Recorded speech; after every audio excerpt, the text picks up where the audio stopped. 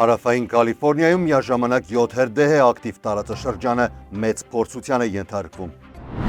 Սան Բեռնարդինյոյում ոստիկանները կանգնեցրել են մեքենան, իսկ ներսում գտել թմրանյութեր, կանխիկ գումար եւ զենք։ Հատուկ գործողություն, ավելի քան 70 ձերբակալված, տասնյակ հրազեն եւ մեծ քանակությամբ թմրանյութեր, մեկ շաբաթ ու քրեական հաշվապահությունը ոստիկանների ձեռքում է։ Դատարանի նոր սահմանափակումները ներգաղթի դատարանների տարածքում իրականացվող ձերբակալություններն արգելվում են։ Գլենդելում շնորհանդես եւ քննարկում մեծ ոճիրը, գիրք, որը նորից հիշեցրել է, որ պատմությունը երբեք չի սիրում լռություն։ Եվ Վաշինգտոնում շարունակվում են քաղաքական կրակոցները, Թրամփ-Իրան, Վենսը սուր հարցերի տակ, Սենատն էլ նոր բախումների մեջ։ Այս եւ այլ լուրերի մանրամասները հաջորդ թիվ։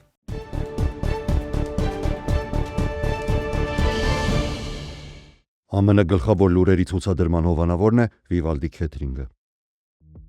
Վիվալդի Քեթրինգ բազմազան փաթեթներից առաջատար ընտրությունը։ Փաթեթ ընտանեկան 5-ից 6 անձի համար ընդամենը $150 plus tax։ Ընտանեկան եւ մեծ հավաքույթների համար հատուկ փաթեթ 10-ից 12 անձի համար ընդամենը $300 plus tax։ Վիվալդի լանչ փաթեթ 10-ից 12 անձի համար ընդամենը $150 plus tax։ Ընտրեք ձեր ճաշակին համապատասխան կոմբոն։ Վիվալդի Քեթրինգ, համի, որակի եւ առատության առաջատարը։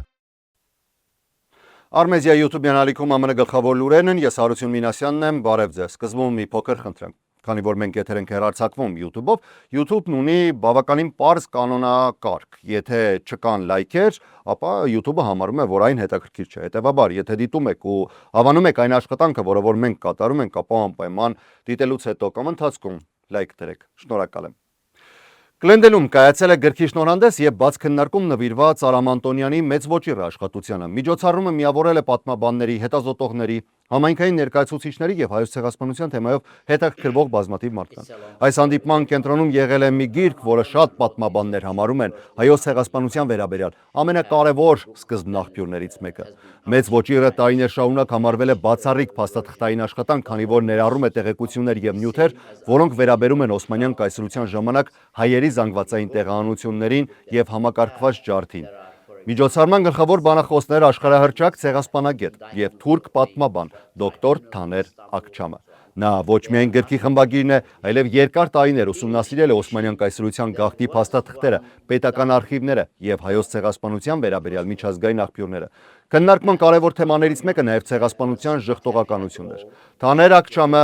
նշում է, որ ժխտումը միայն պատմական վեճ չէ։ Նրա կարծիքով, երբ փաստերը թաքցվում են, փոխվում կամ կասկածի տակ են դրվում, դա դառնում է պատմական արդարության դեմ շարունակվող պայքարի մի մաս։ Հանդիպման ժամանակ հնչել են հարցեր կապված Թուրքիայի հնարավոր ճանաչման, արդարության եւ ապագայի հետ։ Ակչամը նշել է, որ հասարակական տրամադրությունները վերջին տարիներին փոխվել է, սակայն զգուշացրել նաեւ, որ արագ ու արմատական փոփոխությունների սպասել պետք չէ։ Հանդիպումը ի դեպ վարել է Գլենդելի քաղաքապետ Արտաշես Արդիկ Քասախյանը։ Հարավային Կալիֆորնիայում միաժամանակ խոշոր 7 հրդեհ ակտիվ եւ դրանցից մի քանիսը շարունակում են սպառնալ բնակելի շրջաններին, ստիպելով հազարավոր մարդկանց պատրաստվել հնարավոր տարհանումների։ Ամենախոշոր հրդեհը շարունակում է մնալ Սանտա Ռոսա կղզու հրդեհը, որը բռնկվել է ազգային պարկի տարածքում։ Կրակն ընդգրկել է գրեթե 17000 ակր տարածք եւ դեռևս ամբողջությամբ վերահսկման տակ չէ։ Միաժամանակ նոր հրդեհ է բռնկվել նաեւ Riverside շրջանում Verona Fire-ը, որը շատ կարճ ժամանակում արագ տարածվել է Homeland համայնքի մոտակայքում։ Riverside-ում ակտիվ է Bain Fire-ը, իսկ Լոս Անջելեսի ազգային անտառում հրշեջները շարունակում են վերահսկել Burro Fire-ը։ Սան Դիեգոյում եւ Սան Բեռնարդինյոյում նույնպես հրդեհային նոր օջախներ են գրանցվել։ Ամենամտահոգիչ իրավիճակներից մեկը Simi Valley-ում է, որտեղ Sandy Fire-ն է։ Ուժեղ քամիների հետևանքով տարածվող հրդեհը արդեն ոչնչացրել է առնվազն 1 տուն ու շարունակում է մոտենալ բլրային բնակելի թաղամասերին։ Այն ոչնչացրել է ավելի քան 2 քառակուսի մղոն 4 բուսածածկ տարածք։ Հրդեհի սկզբնական փուլում իրավիճակը հատկապես բարդացել էր ուժեղ քամիների պատճառով, սակայն գիշերվա ընթացքում քամիների թուլացումը որոշ չափով օգնել է հրշեջներին։ Չնայած դրան, այս պահին հրդեհը դեռևս մնում է անվերահսկելի եւ դրա առաջացման պատճառը նաեւ շարունակում է մնալ քննության առարկա։ Կալիֆորնիայի Սան Բերնարդինո քաղաքում ոստիկանության կողմից սովորական ճանապարհային կանգառը վերածվել է խոշոր բացահայտման։ Ոստիկանության տվյալներով նախկինում դատապարտված անձի մեքենայից հայտնաբերել են մեծ քանակությամբ թմրանյութեր, կանխիկ գումար եւ զենք։ Իրավապանները մեքենան կանգնեցրել էին ճանապարհային կանոնների խախտումների համար, սակայն հետագա խուզարկության ընթացքում մեքենայից հայտնաբերել են 2 մեծ պայուսակ, որոնց պարունակությունը զգալիորեն փոխել է դեպքի ընթացքը։ Ոստիկանության տվյալներով մեքենայում հայտնաբերվել է մոտ 18 ֆունտ մարիխուանա, մի քանի տասնյակ ունցիա PCP տեսակի թմրանյութ, ավելի քան 3 ֆունտ թմրանյութային մոմանյութ, մոտ 4600 կանխիկ գումար եւ չգրանցված 9 մմ-անոց ատրճանակ։ Կասկածյալի անունը չի հրապարակվել, սակայն իշխանությունները հայտնել են, որ նա նախկինում դատապարտված հանցագործ է ու արդեն կալանավորված է։ Հարավային Կալիֆորնիայում մեկ շաբաթ տևած լայնածավալ հատուկ գործողության արդյունքում իրավապանները ձերբակալել են ավելի քան 70 մարդու, առգրավել տասնյակ զենքեր, մեծ քանակությամբ թմրանյութեր։ Սան Բերնարդինոյի շրջանի շերիֆի վարչությունը հայտնել է, որ գործողությունն իրականացվել է մի շարք քաղաքներում, ներառյալ Ֆոնտանան, Հեսպերիան, Ռանչո Կուկամոնգան, Ռիալտոն, Սան Բերնարդինոն, Ռիվերսայդը եւ հարակից այլ համայնքներ։ Իրավապանները մեկ շաբաթվա ընթացքում իրականացրել են տասնյակ խուզարկություններ եւ հատուկ գործողություններ, կենտրոնանալով փողոցային անցավորության, թմրանյութերի եւ ապօրինի զենքի շրջանառության դեմ պայքարի վրա։ Արդյունքում իրականացվել է 39 ծանր հանցագործության եւ 37 թեթև իրավախախտման համար ձերբակալություն։ Իրավապանները նաեւ առգրավել են 66 հրազեն, որոնցից 30 այսպես կոչված ուրվական զենքեր են եղել առանց պաշտոնական գրանցման եւ սերիական համարների։ Շերիֆի վարչությունը հրապարակել է գործողության ընթացքում առգրաված ապացույցների լուսանկարները, սակայն ձերբակալվածների ինքնությունը դեռևս հրապարակված չէ։ Նյու Յորքում դաշնային դատավորը զգալի սահմանափակումներ է մտցրել ներգաղթի գործով դատարանների տարածքում իրականացվող ձերբակալությունների հարցում։ Շրջանային դատավոր P. Kevin Castell-ը որոշել է, որ դաշնային գործակալներն այլևս չեն կարող առանց բացառիկ հանգամանքների ձերբակալություններ իրականացնել Մանհեթենի 3 շենքերում եւ դրանց հարակից տարածքներում, որտեղ անցկացվում են ներգաղթի դատավարություններ։ Դատավորի խոսքով, թեև ներգաղթի օրենքների կիրառումը կարևոր պետական շահ է, նույնքան կարևոր է նաև ապահովել, որ մարդիկ կարողանան ներկայանալ դատարան, պաշտպանել իրենց իրավունքները եւ ներկայացնել ապաստանի դիմումները առանց անմիջական ձերբակալվելու վախի։ Դատարանը նշել է նաև, որ դաշնային գործակալները շարունակում են ունենալ ձերբակալելու իրավունք այլ վայրերում, ինչպես նաև ներգաղթի դատարանների տարածքում միայն այն դեպքերում, երբ առկա է հանրային անվտանգության լուրջ սպառնալիք։ Այս որոշումը սակայն համազգային ուժ չունի եւ վերաբերում է միայն Մանհեթենի ներգաղթի դատարաններին։ Թեև ներգաղթյալների իրավունքով զբաղվող կազմակերպություններն արդեն իսկ այն անվանել են կարևոր հաղթանակ։ Սան Դիեգոյի մզկիթում տեղի ունեցած ողբերգական հրաձգության վերաբերյալ իշխանությունները նոր մանրամասներ են բացահայտել։ Հիշեցնեմ, որ 2 դերահաս 3 կրակ էին բացել մզկիթի տարածքում, ինչի հետևանքով 3 մարդ էր զոհվել։ Կասկածյալները դեպքի վայրից մի քանի փողոցային կողմ ինքնասպան էին եղել։ Նոր տվյալները ցույց են տալիս, որ զոհվածները բառացիորեն փրկել են տասնյակ երեխաների կյանքեր։ Ոստիկանապետի խոսքով անվտանգության աշխատակից Ամին Աբդուլահը առաջիններից է նկատել վտանգը եւ անմիջապես մտել հրաձգության մեջ, փորձելով կանգնեցնել հարձակվողներին։ Նա հասցրել է միացնել կենտրոնի արտակարգ համակարգը, ինչի շնորհիվ շենքի ներսում գտնվող երեխաներն ու ուսուցիչները հասցրել են թաքնվել անվտանգ վայրերում։ Իշխանությունների գնահատմամբ, եթե անվտանգության աշխատակիցը չհակած դեր, հարձակվողները կարող էին հասնել դասասենյակներ։ Մզկիթի իմամը Թահա Հասանը հուզված պատմել է, որ զոհվածներից 2-ը հերոսաբար զոհվել են, փորձելով պաշտպանել մյուսներին։ ՀԴԲ-ն էլ հայտնել է, որ կասկածյալները նախնական տվյալների ծայրահեղական գաղափարներով էին տարվել համացանցում։ Խուզարկությունների ընթացքում հայտնաբերվել են ավելի քան 30 հրազեն, զինամթերք, մարտավարական սարքավորումներ եւ նույնիսկ մանիֆեստ, որտեղ առկա են տարբեր ռասայական եւ կրոնական ատելության գաղափարներ։ Հետաքննիչները նաեւ պարզել են, որ հարձակվողների օգտագործած զենքերը գրանցված չէին նրանց անունով եւ պատկանել են ծնողներից մեկին։ Այժմ քննությունը փորձում է հասկանալ, ինչպես են դեռահասները ձեռք բերել այդ բոլոր զինատեսակները։ Այսօր նախագահ Դոնալդ Թրամփը լրագրողների հետ ճեպազրույցի ընթացքում միանգամից մի քանի կարևոր հայտարարություն է արել, անդրադառնալով Իրանի շուրջ զարգացումներին, Կուբային, ներքաղաքական իրավիճակին եւ Սպիտակ տան նոր նախագծերին։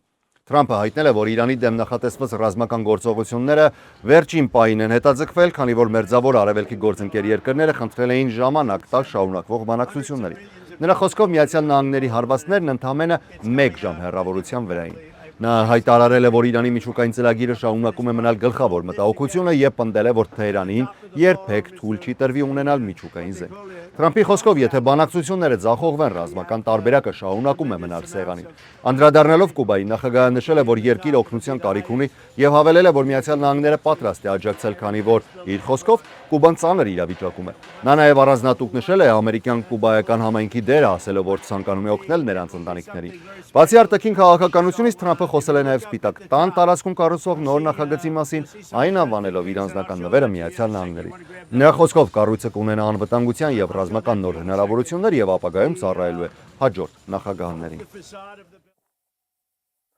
Զուգահեռ փոխնախագահ Ջեյ Դի Վենսը Սպիտակ տանն է ճեպազրույց ունեցել, անդրադառնալով Իրանի հետ բանակցություններին, ներգաղթին, տնտեսությանը եւ մի շարք ներքաղաքական հարցերի, ներկայացնելով վարչակազմի դիրքորոշումը զգայուն թեմաների շուրջ։ Վենսը հայտարարել է, որ Իրանի հարցում Միացյալ Նահանգների համար կա երկու ճանապարհ՝ կամ հաջողել բանակցությունները, կամ վերադառնալ ռազմական գործողություններին։ Նրա խոսքով նախագահ Թրամփի գլխավոր կարմիր գիծը մնալու է անփոփոխ։ Միացյալ Նահանգները բանակցում է բարեխղճորեն, սակայն վերջնական վստահությունը կլինի միայն համաձայնագրի ստորագրումից հետո։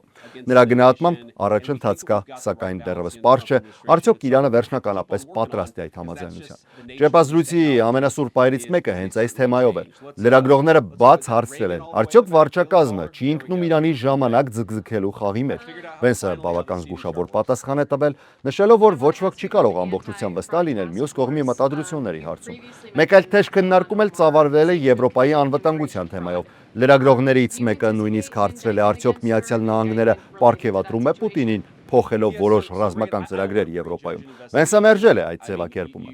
Նա անդրադարձել է նաև Միացյալ Նահանգներում հակախարդախության հատուկ խմբի աշխատանքին, հայտարարել, որ վերջին ամիսներին հայտնաբերվել են միլիարդավոր դոլարների խարդախ սխեմաներ Medicaid եւ Medicare-ի, ներգաղթի եւ փոքր բիզնեսի վարկային ծրագրերում։ Վենսի խոսքով արդեն սկսվել են նաև քրեական հետաքննություններ։ Ճեպազրույցի վերջում նա վստահեցրել է, որ վարչակազմը շարունակում է կենտրոնանալ տնտեսության վրա, նշելով հարկային կրճատումները, աշխատատեղերի աճը, ներդրումների վերադարձը ԱՄՆ, միաժամանակ ընդունելով, որ մերձավոր արևելքի իրադարձությունները ժամանակավորապես ազդում են գների վրա։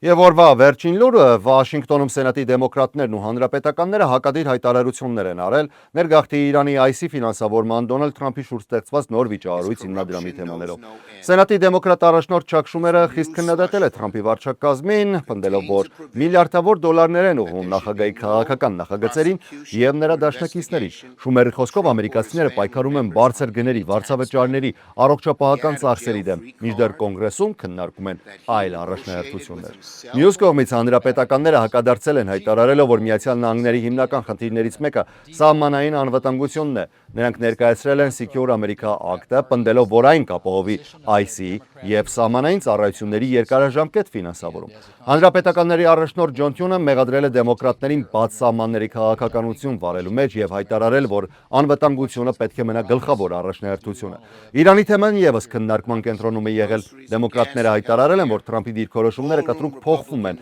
մեկ օր խոսելով հարվածների, մյուս օրը խաղաղության մասին։ Նրանք նաև պահանջել են կոնգրեսի ավելի մեծ դերակատարում ռազմական որոշումների հարցում։ Մինչդեռ հանրապետականները պաշտպանել են նախագահ Դոնալդ Թրամփի եւ վարչակազմի գործողությունները։ Հուսով եմ, որ սկզբում խնդրանքս չմերժեցիք եւ արդեն հասցրել եք մեր լուրերը լայքել, իսկ եթե ոչ, ապա ուշ չէ։ Այսօրվա համար նախատեսել էինք այսքանը։ Ես Հարություն Մինասյանն եմ։ Շնորհակալ եմ ուշադրության համար։ Ամենակարևորը՝ առողջ եւ խաղաղ եղեք։ Ցտեսություն։